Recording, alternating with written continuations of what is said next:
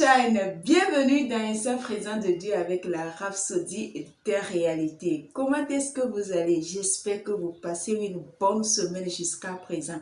Quant à moi, je rends grâce à Dieu. Je suis très heureuse de vous retrouver pour ce deuxième rendez-vous de la parole de Dieu contenue dans la Rhapsodie des réalités, ce livre qui est écrit par l'homme de Dieu, Pasteur Christ Oyakhilome, qui, moi, m'a béni il y a des années et continue de me bénir d'ailleurs. Aujourd'hui, c'est mercredi. Nous avons encore un thème. Le thème d'aujourd'hui est intitulé comme sur notre autorité légale d'utiliser son nom. Quel est ce nom-là dont nous avons l'autorité légale, la procuration d'utiliser, si ce n'est autre que le nom de Jésus. Alléluia. Le verset d'ouverture, sinon l'écriture de base à l'enseignement du jour est tiré de Jean chapitre 14 verset 13 à 14. Là, il est écrit: et tout ce que vous demanderez en mon nom, je le ferai, afin que le Père soit glorifié dans le Fils. Si vous demandez quelque chose en mon nom, je le ferai. Des fois, quand nous disons que Jésus nous a donné la procuration d'utiliser son nom, beaucoup ne comprennent pas souvent ce que cela signifie. En réalité, le terme procuration signifie ou désigne une autorisation légale qui donne à une personne désignée le pouvoir d'agir au nom de quelqu'un. C'est un mot qu'on entend souvent quand il y a des élections, par exemple. On veut voter, on veut élire quelqu'un. Quelqu'un a sa carte bien établie, sa carte d'électeur, mais entre-temps, il serait pris ou bien il a été pris au dernier moment par une urgence, donc il ne pourrait pas être présent. Donc, qu'est-ce qu'il fait? Il remet sa carte à quelqu'un, bien son ami, bien son cousin, il remet la carte et lui fait accompagner d'un petit mot que voilà, je désigne telle personne pour voter à ma place vu je suis empêché à la dernière minute, je ne pouvais pas être là présent. Dans notre contexte ici, si nous revenons sur le plan spirituel, sur le plan de Dieu, dans ce qui nous concerne ici, cela signifie donc que chaque requête que nous faisons, bien que quelqu'un fait, c'était comme si Jésus-Christ lui-même qui est en train de faire ces requêtes-là, puisque nous le faisons en son nom. Toutes les requêtes que nous posons au nom de Jésus, cela voudra dire automatiquement que c'est Jésus-Christ qui est en train d'émettre ces requêtes-là. C'est ce que ça veut dire dans notre contexte ici. Ça veut dire que nous avons le plein droit, je dis bien le plein droit d'utiliser le nom de Jésus pour effectuer des changements, pour avoir ce que nous voulons, pour intimer l'ordre à Satan, pour chasser Satan, pour guérir, pour changer, en tout cas, notre environnement en fait. C'est ce que ça veut dire. Et l'apôtre Jean, dans certains de ses écrits, formule vivement les paroles de Jésus qui élucide davantage l'autorité légale qui nous a été donnée en son nom. Par exemple, Jean chapitre 14 verset 13, il dit là-bas: et tout ce que vous demanderez en mon nom, je le ferai, afin que le Père soit glorifié dans le Fils. Si vous demandez quelque chose en mon nom, je le ferai. Ici, le Seigneur désire de faire une demande en son nom. Vous voyez? Ceci est extraordinaire. C'est pareil à ce que Paul nous dit dans Colossiens chapitre 3 verset 17. Et quoi que vous fassiez en parole ou en œuvre, faites tout au nom du Seigneur Jésus. Il y a une autre belle référence dans le livre de Jean chapitre 16 verset 23. Elle dit: en ce jour-là, vous ne m'interrogerez plus sur rien. En vérité, je vous le dis, ce que vous demanderez au Père, il vous le donnera à mon nom. Ça veut dire qu'il n'y a aucune prière que nous allons faire qui ne doit pas être faite dans le nom de Jésus. C'est le code, c'est la base, c'est la norme, c'est la référence. Toute prière qui doit être adressée à Dieu, toute requête qui doit aller vers Dieu, ça doit être fait dans le nom de Jésus. C'est un nom qui nous a été donné et c'est un nom qui Dieu a souverainement élevé au-dessus de tout nom.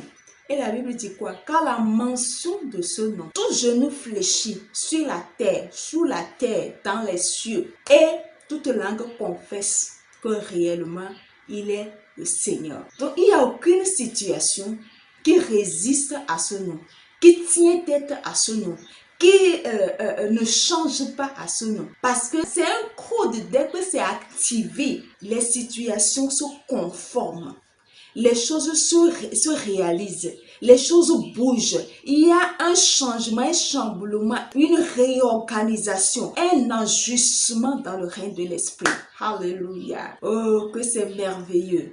Lorsqu'il dit en ce jour-là, à quoi fait-il référence Jésus-Christ ici? Le Seigneur se référait au jour du nouvel accord, c'est-à-dire le jour du salut qu'il est venu accomplir. Ce jour-là a commencé à partir de sa résurrection. Jésus-Christ, quand on l'avait crucifié et enterré, il n'était pas ressuscité le troisième jour. Oh, le christianisme même n'aura pas son essence, ça n'existerait pas. C'est ça l'essence du christianisme, la résurrection. Oui, le triomphe, la victoire sur la mort, la victoire, le triomphe sur le monde et ses systèmes. Ce jour-là, nous sommes en plein pied dedans déjà dans ce jour-là. Parce que nous sommes les fruits, les bénéficiaires de ce salut-là, de cet acte-là, de cette résurrection-là. Nous sommes les bénéficiaires. Donc, nous jouissons, nous profitons parce que nous utilisons aujourd'hui déjà le nom de Jésus-Christ, cette procuration-là. Oui, ce mandat-là qui nous a été donné. Nous faisons déjà usage de ça. Donc, si vous avez une fois traversé la tête ou bien vous vous posez la question, pourquoi est-ce que pour prier, on utilise le nom de Jésus-Christ? Voilà la raison pour laquelle nous utilisons le nom de Jésus-Christ, parce que c'est le principe établi pour être écouté par Dieu, pour être entendu, pour que sa prière, pour voir sa prière être exaucée par Dieu. Il faut le faire dans le nom de Jésus-Christ. C'est le code, il faut activer ce code-là. C'est la référence, c'est la norme établie. Voilà. Par conséquent, en ce moment, utilisez son nom et faites des changements dans votre monde. Nous conseille pasteur aujourd'hui, car il nous a dit que nous pouvions et nous devions l'utiliser. Pour finir, pasteur nous dit d'aborder les problèmes de notre nation, de notre pays, de notre continent, de notre corps physique, de notre lieu de travail, de notre école, de tout ce qui nous concerne. En son nom, attendez-vous à avoir des changements, des résultats en ce nom-là. Alléluia. Nous allons prendre la prière. Cher Père, merci de me donner la procuration d'utiliser le nom incomparable de Jésus pour effectuer des changements et contrôler les circonstances. Au nom de Jésus, je déclare la paix sur les nations. Je déclare que l'évangile a libre cours dans les nations du monde. Je marche dans la victoire et la domination aujourd'hui et toujours, parce que je vis et je fais toutes choses par la puissance qui se trouve dans le nom de Jésus. Amen. Gloire à Dieu. Alléluia. Pour une étude approfondie à l'enseignement du jour, vous allez lire Marc chapitre 16, verset 17 à 18, Actes chapitre 3, verset 16 et Jean chapitre 16, verset 24.